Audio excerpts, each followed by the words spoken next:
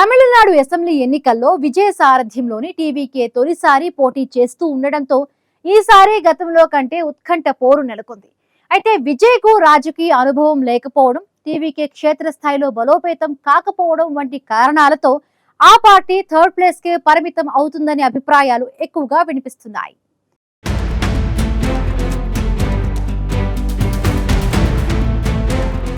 Tamil Nadu assembly ఎన్నికల్లో TVK తొలిసారి పోటీ చేస్తుండటంతో ఆ పార్టీపై భారీ అంచనాలే ఉన్నాయి. టీవీకే వ్యవస్థాపకులు దళపతి విజయ్కు తమిళనాడులో భారీ ఫ్యాన్ ఫాలోయింగ్ ఉంది.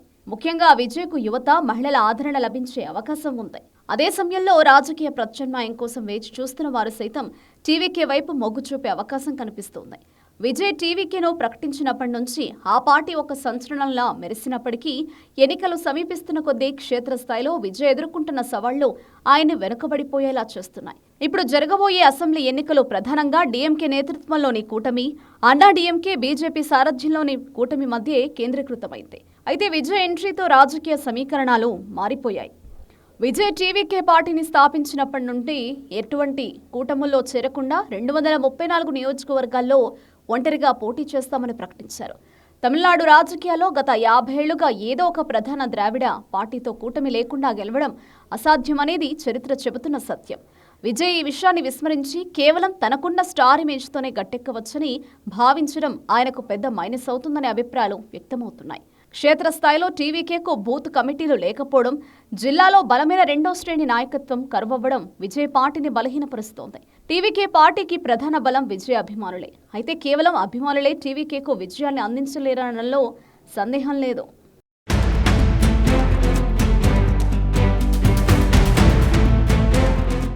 విజయ్ ప్రధానంగా డీఎంకేను తన ప్రధాన ప్రత్యర్థిగా ప్రకటించుకున్నారు. అయితే విశ్లేషకుల అంచనా ప్రకారం విజయ్ చీల్చే ఓట్లు ప్రతిపక్షమైన అన్నా డీఎంకేకు చెందినవి లేదా తటస్థ ఓటర్లవే అయ్యే అవకాశం ఉంది. దీనివల్ల ప్రభుత్వ వ్యతిరేక ఓటు చీలిపోయి అంతిమంగా ముఖ్యమంత్రి ఎంకే స్టాలిన్కే మేలు జరుగుతుందనే ప్రచారం జరుగుతోంది. అందుకే విజయ్ను డీఎంకేకు బి టీమ్గా చిత్రీకరించే ప్రయత్నం కూడా జరుగుతోంది. ఇది తటస్థ ఓటర్లలో సందిగ్ధతను పెంచుతోన్నాయి. విజయ్ టీవీకేకు సొంతంగా మెజారిటీ సీట్లు రావడం కష్టమనే అభిప్రాయాలు వ్యక్తమవుతున్న నేపథ్యంలో ఆయన పార్టీ చీల్చే ఓట్లు చివరకు అధికార కూటమికే కలిసొస్తాయనేది రాజకీయ విశ్లేషకుల అభిప్రాయం. ఇలాంటి అంచనాల నేపథ్యంలో విజయ్ టీవీకేకు ఓటర్ల మద్దతు ఏ స్థాయిలో లభిస్తుందనే దానిపై సర్వత్రా ఆసక్తి నెలకొంది.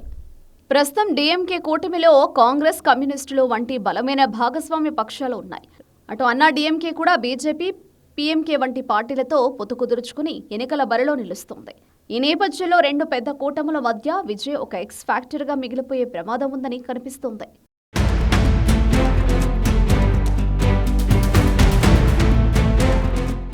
విజయ్ కనీసం 15 నుంచి 20% ఓట్లు సాధించినా అవి సీట్లుగా మారే అవకాశం తక్కువని, కేవలం కింగ్ మేకర్ కావాలని ఆయన ఆశించినా అది కూడా కష్టమేనని పలు సర్వేలు చెబుతున్నాయి. రాజకీయాల్లోకి వచ్చిన తర్వాత కూడా విజయ్ కీలక రాష్ట్ర సమస్యలపై స్పష్టమైన వైఖరి తీసుకోలేదని విమర్శలున్నాయి. కేవలం అవినీతి నిర్మూలన అనే సాధారణ నినాదంతో ఓట్లు పడవని, ప్రజలకు ఒక విషయం చూపించడంలో విజయ్ విఫలమయ్యారని తమిళ విశ్లేషకులు భావిస్తున్నారు. సెప్టెంబర్ 2025లో జరిగిన కరూరు తొక్కిసలాట ఘటనపై సీబీఐ విచారణ వంటి చట్టపరమైన చిక్కులు కూడా విజయ్ ప్రచార సమయాన్ని వృధా చేశాయి. విజయ్ సభలకు జనం విపరీతంగా వస్తున్నా ఆ జనం ఓట్లుగా మారుతారా అనేది పెద్ద ప్రశ్న. ఎంజీఆర్, జయలలిత కాలం నాటి సినిమా గ్లామర్ పాలిటిక్స్ ఇప్పుడు పనిచేయడం లేదు. విజయ్ తన రాజకీయ ప్రాణాన్ని ఒక లాంగ్ టర్మ్ ప్రాజెక్టుగా భావిస్తే ఈ ఎన్నికలు ఆయనకు ఒక పాటల్లా మిగులుతాయనే అభిప్రాయాలు వ్యక్తమవుతున్నాయి. విజయ్ టీవీకే తొలిసారి ఎన్నికల్లో పోటీ చేస్తుండటంతో పాటు అధికార, విపక్ష కూటముల బలాబలాలను విశ్లేషించడం ద్వారా విజయ్ టీవీకే కేవలం 3వ స్థానానికే పరిమితం అవుతుందనే అంచనాలు వెలువడుతున్నాయి. ఒకవేళ హంగ్ ఏర్పడే పరిస్థితులు వస్తే విజయ్ టీవీకే కింగ్ మేకర్ అవుతారా, లేక ఎలాంటి ప్రాధాన్యత లేకుండా 3వ పాత్రకే పరిమితం అవుతారా అన్నది ఆసక్తిని రేకెత్తిస్తుంది.